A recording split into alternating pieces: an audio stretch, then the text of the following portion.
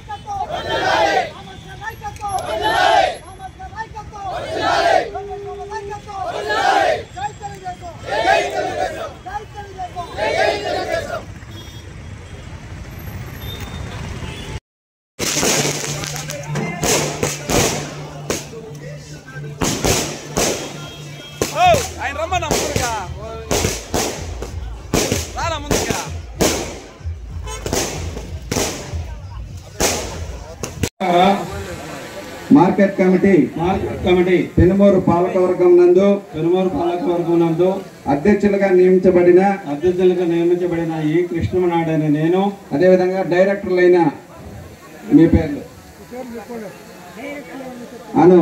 నేను ఆంధ్రప్రదేశ్ ప్రభుత్వ వ్యవసాయ ఉత్పత్తుల మరియు పశు గ్రామాల మార్కెట్ల చట్టం నందలి నియమ నిబంధనలను మేరకు నడుచుకొని కమిటీ అభివృద్ధికి మరియు రైతు ప్రయోజనములు కాపాడడంలో నా వంతు శాయశక్తుల కృషి చేయగలనని మనస్సాక్షిగా ప్రమాణం చేయుచున్నాను.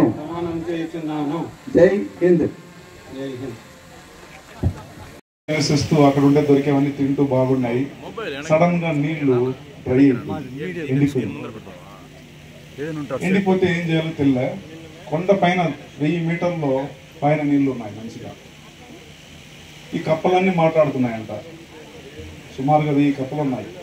మనం ఎలాగైనా ఈ 1000 మీటర్లు మనం పైకి వెళ్ళిపోయి ఆడ పోయి కూర్చొని ఉంటే, మనం పైకి వెళ్ళిపోయినామంటే బ్రహ్మాండంగా ఉంటుంది, నీళ్లు విశాలంగా ఉంది, అన్ని విధాల ఫుడ్ అన్ని కూడా అక్కడ ఉందని మాట్లాడుతుంటే కొన్ని భయపడిపోయినాయంట. ఎక్కడ 1000 మీటర్లు ఎక్కడ ఎక్కుతాము, మధ్యలోనే మనం కింద పడిపోతాము, పైకి ఎక్కినప్పుడు కొన్ని కప్పలు మాట్లాడుకున్నాయంట. 2 కప్పలు మాత్రం బాగా కూర్చొని దేని గురించి బాధపడకుండా 2 కప్పలు కూర్చున్నాయి. ఆ 2 కప్పలు ఎవరని మళ్ళీ నేను చెప్తాను.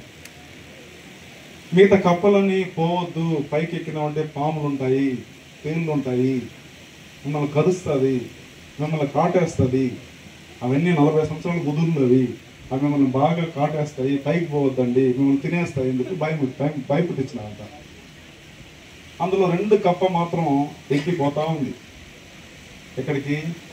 పైకి పోతా ఉంది. కింద ఒక 500 కప్పలు పైకి ఎక్కుతా ఉన్నాయి. ఒక 500 మీటర్లో కొన్ని కప్పలన్నీ కింద పడిపోయినాయి. 500 మీటర్ తర్వాత కూడా ఇంకా కొన్ని కప్పలు ఎక్కిపోతూనే ఉన్నాయి. అందులో 2 కప్పలు చాలా ఫాస్ట్గా ఎక్కిపోతున్నాయి.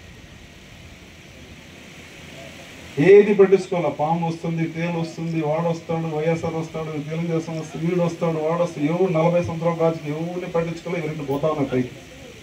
ఎందుకంటే డెస్టినీ రీచ్ అవ్వాలి, పోతా ఉంది.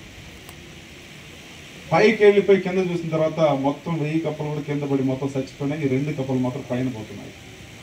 అందరికీ ఆశ్చర్యం, ఎట్లా ఈ 2 కప్పలు మాత్రం పైకి వెళ్ళిపోయినాయి, మిగతా కూడా మధ్యలోనే చచ్చిపోయిందండి. ఆ 2 కప్పలకి ఏం వినపడదు, చెవులు వినపడదు. నువ్వు ఏం చెప్పినా 2 కప్పలకు చెవి వినపడదు. ఆ 2 కప్పలు ఎవరంటే, ఒకటి జీడి నెల్లూరు ఎమ్మెల్యే, రెండోది చిత్తూరు ఎమ్మెల్యే.